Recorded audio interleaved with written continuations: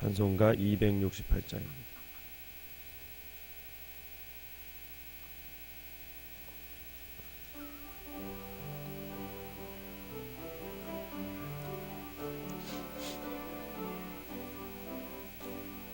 죄에서 자유를 얻게 함은 보혈의 능력 주의 보혈 시험을 이기고 승리하니 참 놀라운 능력이로다. 주의 보혈 능력이 또다. 주의 피 믿으오. 주의 보혈 그 어린 양의 매우 귀중한 피로다.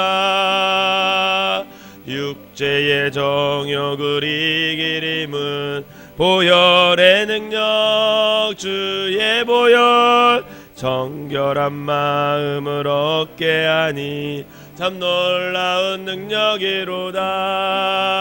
주의 보혈 능력이 또다. 주의 피 믿으오. 주의 보혈 그 어린 양의 매우 귀중한 피로다. 눈보다 더 이게 맑히는 것 보혈의 능력 주의 보혈 부정한 모든 것 맑히시니 참 놀라운 능력이로다. 주의 보혈 능력이 또다. 주의 피 믿으오. 주의 보혈 그 어린 양의 매우 귀중한 피로다. 구주의 복음을 전할 제목 보혈의 능력 주의 보혈 날마다 나에게 찬송 주니 참 놀라운 능력이로다. 주의 보혈 능력이 또다. 주의 피 믿으오. 주의 보혈 그 어린 양의 매우 귀중한 피로다. 아멘. 사도신경으로 신앙 고백 드리도록 하겠습니다.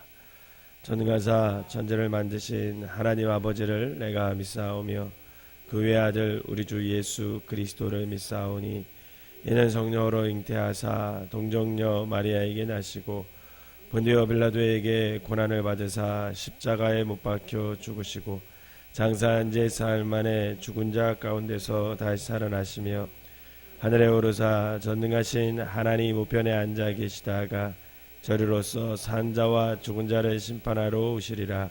성령을 믿사오며 거룩한 공예와 성도가 소리교통하는 것과 죄를 사하여 주시는 것과 몸이 다시 사는 것과 영원히 사는 것을 믿사옵나이다. 아멘. 함께 은혜 나눌 말씀은 여호수아 20장 말씀입니다. 제가 한 절 읽고 여러분들이 한 절 읽으면서 교독하도록 하겠습니다. 여호수아 20장입니다. 예수께서 여호수아에게 말씀하여 이르시되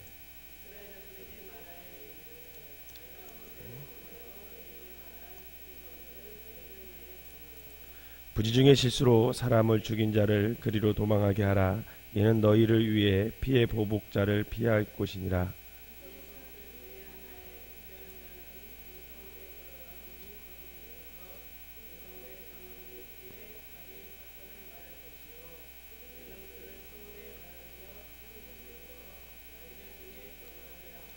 피의 보복자가 그의 뒤를 따라온다 할지라도 그들은 그 살인자를 그의 손에 내주지 말지니 이는 본래 미워함이 없이 부지 중에 그의 이웃을 죽였음이라.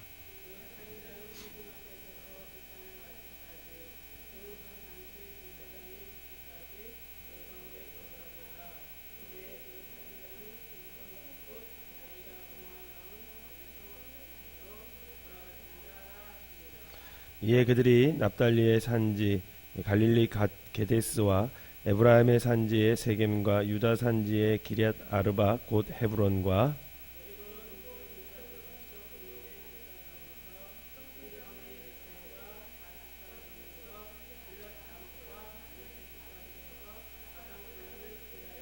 같이 읽겠습니다. 이는 곧 이스라엘 모든 자손과 그들 중에 거류하는 거민을 위하여 선정된 성읍들로서 누구든지 부지 중에 살인한 자가 그리로 도망하여 그가 회중 앞에 설 때까지 피해 보복자의 손에 죽지 아니하게 하기 위함이라. 아멘.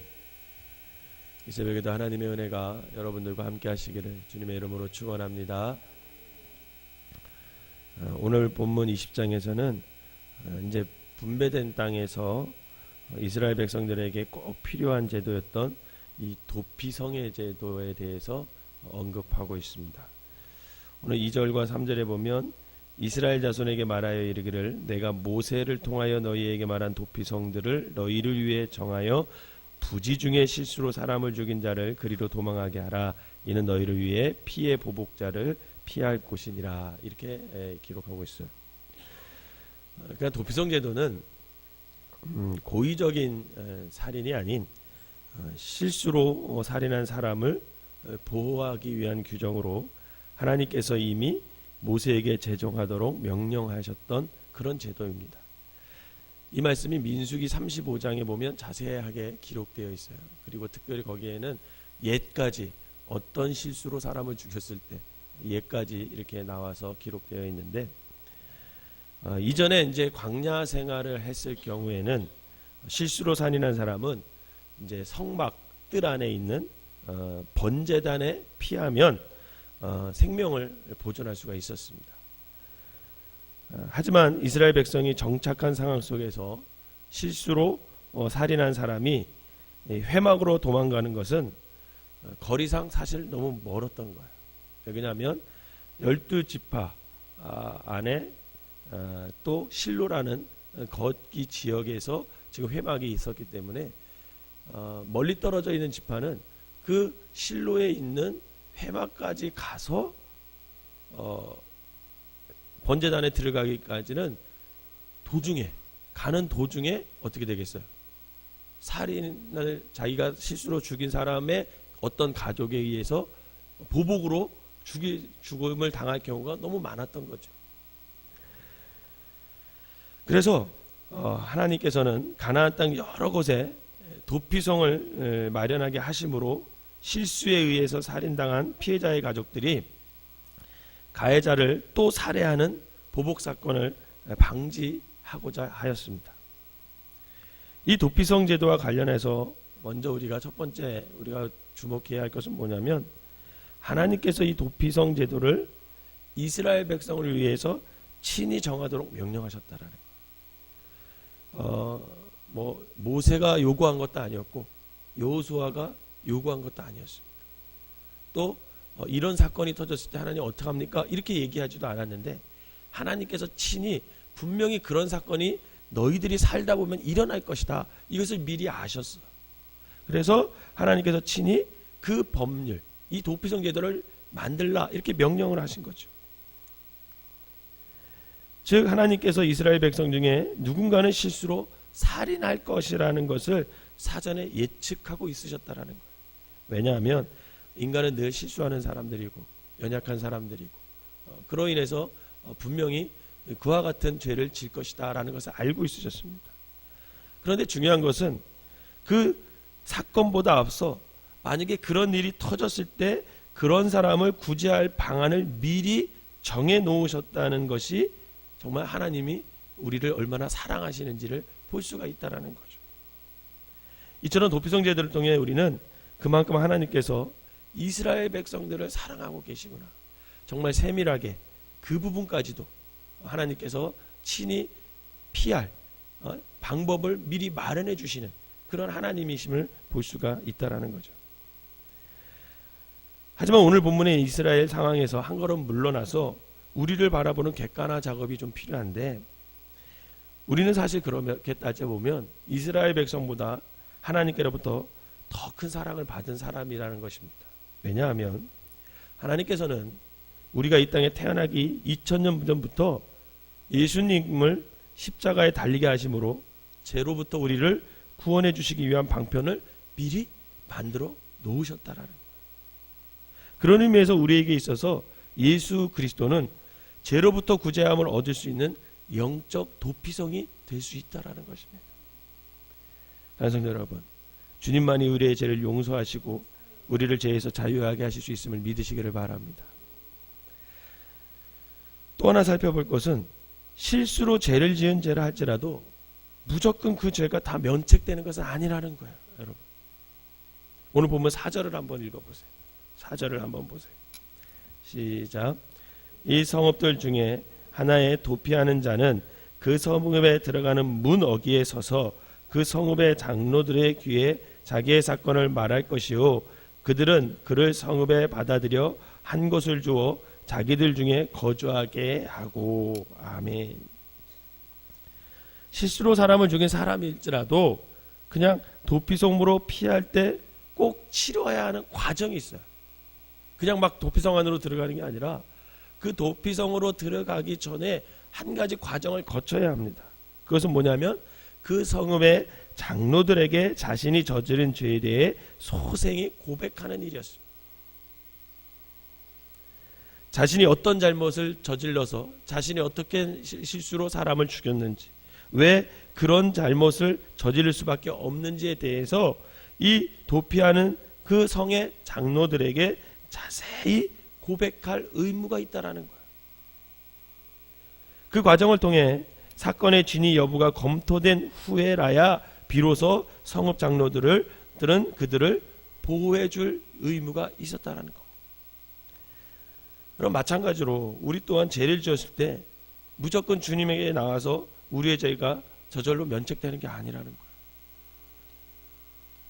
우리도 주님 앞에 나왔다면 우리가 과연 무엇을 잘못했는지, 또 그리고 그런 일이 왜 저지르게 됐는지에 대해 주님께 고백하는, 즉 죄에 대한 자백이 과정이 있어야 된다는 거죠.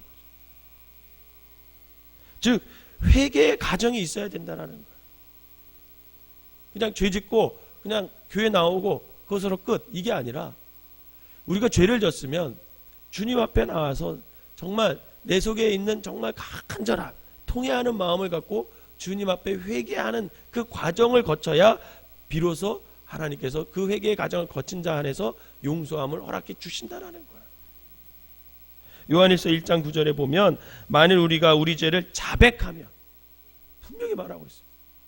만일 우리가 우리 죄를 자백하면 그는 미쁘시고 의로우셔서 우리의 죄를 사하시며 우리의 모든 불의에서 깨끗하게 해 주실 것이다, 이렇게 말하고 있습니다.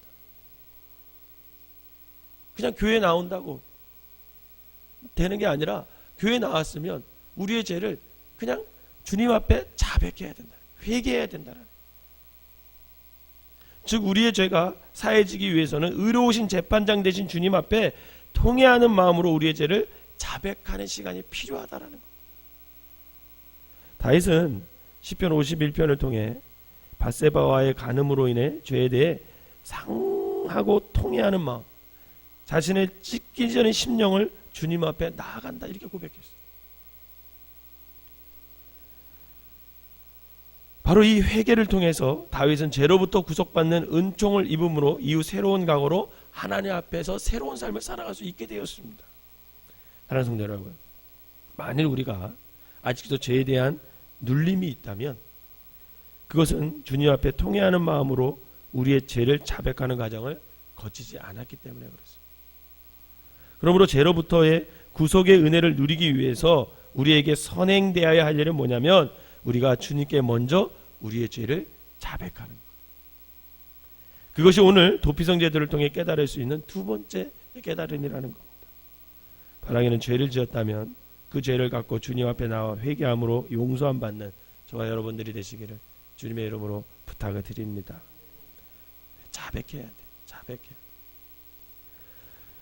마지막으로 이 본문에서 우리가 하나 또 살펴볼 것은 하나님께서는 어떤 일의 결과보다는 그 일이 행해지게 된 동기에 더 주목하고 계시다라는 것이에요. 5절 한번 읽어보겠습니다. 여러분 5절 시작. 비의 보복자가 그의 뒤를 따라온다 할지라도 그들은 그 살인자를 그의 손에 내주지 말지니 이는 본래 미워함이 없이 부지 중에 그의 이웃을 죽였음이라. 아멘. 여러분, 오늘 5절에 보면 실수로 살인한 자를 그냥 내주지 말래요. 근데 사실 결과로만 보면 어떻게 돼요? 사람을 죽였으니까. 옛날에는 이에는 이, 눈에는 눈이었거든요. 그러니까 내줘야 돼요. 결과를 보면. 살인했다는 결과로만 보면. 근데 오늘 보면 그렇게 실수로 살인한 사람을 내어주지 말래요. 일반적으로 사람들은 어떤 일에 결과에만 초점을 맞추고 살아가는 사람들이 있습니다. 결과가 좋으면 다 좋은 거야. 여러분, 그러나 진짜 결과만 좋으면 다 좋은 걸까요? 아닙니다. 왜냐하면 원인보다는 사람들이 결과만 더 중요시 여기다 보면 결국은 많은 문제점과 또 일어나지 말아야 할 일들이 일어날 때가 너무나 많이 있습니다. 사람들이 원인에만 치중하다 보면 결과에만 치중하다 보면 원인은 생각하지 않고 그 좋은 결과만 얻기 위해서 모든 과정이나 또 모든 방법이나 이런 걸 다 무시하게 되고 결국은 좋은 결과를 얻기 위해서 비윤리적인 모습으로 살아갈 때가 얼마나 많은지 모릅니다. 여러분, 이번에 세월호 사건을 통해서 우리 기존 기성세대들이 굉장히 많은 생각과 우리 자신을 돌아보게 되잖아요. 그동안 우리의 삶이 제대로 살아왔는지. 여러분, 저는 이번에 여러 가지 이유가 있겠지만 그 중에 한 이유가, 이 사건이 터지게 된 이유는 결과에만 너무 치중한 삶을 사람들이 살아왔기 때문에 그래요. 그 배 하나 사가지고 결과가 좋아야 되잖아요. 그러려면 어떻게 해야 돼요? 사람을 더 많이 태워야 되잖아요. 그러니까 불법 개조하는 거예요. 결과가 좋으려니까 적당한 양의 화물을 실어야 되는데 그 배로 인해서 좋은 결과를 얻어내고 좋은 이익을 창출해야 되니까 그냥 더 많은 무게가 실릴 정도도 불구하고 그냥 많은 화물을 싣는 거예요. 왜? 좋은 이익을 얻기 위해서. 결과를 좋게 하기 위해서. 결국 그 결과에만 치중하다 보니까 이익의 눈이 멀어서 결국 이런 큰 참사가 일어나게 되는 것이죠. 하지만 오늘 도피성 제도를 통해 본 하나님은 살인이라는 결과보다는 살인이 일어나게 된 원인에 대해 초점을 맞추고 계십니다. 미움이 없이 실수로 행해진 살인에는 하나님께서 또 다르게 판단해 주실 것이라는 거죠. 즉, 하나님께서 중요하게 보시는 것은 결과가 아닌 동기요, 표면이 아닌 그 사람의 내면임을 알 수가 있습니다.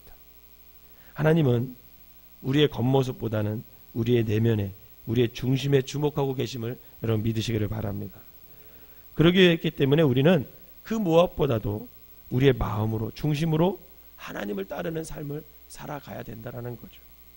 다른 성도 여러분, 오늘 이 시대를 살아가는 그리스도인들에게 필요한 것은 바로 내 내면을 주목하고 이 내면을 가꾸는 일에 여호와 여러분들이 주목하시기를 주님의 이름으로 부탁을 드립니다.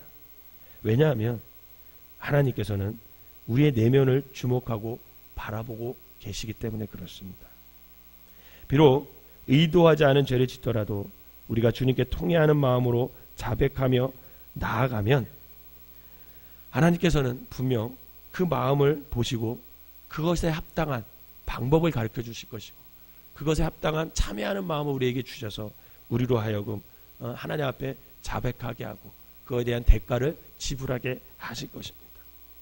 바라기는 우리 영혼의 도피성이 되시는 이 주님 안에서 날마다 평안과 쉼을 얻는 그런 믿음의 성도들이 되셔서 때로는 죄를 짓더라도 그 죄를 무감각하게 그냥 그렇게 묻어두는 것이 아니라 작은 죄서부터 큰 죄까지 다 주님께서 갖고 나오셔서 우리의 도피성이 되시는 그 주님 안에서 여러분 회개하시고 용서함 받는 귀한 성도들 되시기를 주님의 이름으로 부탁을 드립니다. 기도하겠습니다. 사랑과 은혜의 하나님 아버지, 죄에 대해 연약한 자들임을 아버지 하나님 미리 아시고 예수 그리스도의 십자가의 죽으심을 통해 예수 그리스도라는 우리의 영혼의 도피성을 마련해 주시니 진심으로 감사를 드립니다. 비록 오늘 주님의 뜻에 반하는 죄를 지었을지라도 통회하는 마음으로 주님께 나아가 자백함으로 용서해 주시는 그 주님의 자비로운 손길을 날마다 경험하는 귀한 삶들이 되게 하여 주시옵소서. 특별히 무엇보다 내면과 중심을 보고 계신 그 주님이심을 우리가 기억하여 그 주님 보시기에 합당한 삶을 살아내는 저희 모든 성도들이 되게 하여 주시옵소서. 때로는 아버지 하나님 너무 연약하기에, 때로는 아버지 하나님 우리가 무지하기에 아버지 하나님 앞에 아버지 죄를 짓고 살아갈 때가 너무나 많이 있습니다. 하나님, 우리의 연약함과 무지함을 하나님 용서하여 주시고, 아버지 하나님 우리의 영혼이 도피성 되시는 그 예수 그리스도가 살아계심을 믿고, 아버지 하나님 그때마다 주님 앞에 나와 다윗의 심정으로 아버지 가슴을 찢고 통회하는 그런 회개를 통해서 아버지 하나님 하나님께서 주시는 은혜, 하나님께서 베풀어 주시는 용서를 경험하며 아버지 하나님 주님의 뜻 가운데 온전히 서서 살아갈 수 있는 믿음의 사람들이 되게 하여 주시옵소서. 오늘도 아버지 하나님 살아갈 때 죄와 멀리하게 하여 주시고, 아버지 하나님의 뜻이 무엇인지 깨달아 그 뜻에서 아버지 벗어나지 않는 귀한 성도들 되게 하여 주시옵소서. 오늘 귀한 예물을 드린 손길마다 축복하시고, 아버지 하나님 늘 하나님 앞에서 감사하며 살아가는 사람들 되게 하시고, 아버지 하나님 늘 자녀들을 위해 기도할 때 아버지 믿음의 대를 이어갈 수 있도록 하나님께서 축복하여 주셔서 믿음의 가정으로 바로 설 수 있는 아버지 그런 기도를 드릴 때 그 기도를 응답하여 주셔서 저들의 가정이 하나님 뜻 안에서 온전히 설 수 있는 귀한 가정들 될 수 있도록 인도하여 주시옵소서. 영혼이 잘되고 범사가 잘되는 일이 날마다 일어날 수 있는 귀한 성도들 되게 하여 주시옵소서. 예수님의 이름으로 기도하옵나이다. 아멘.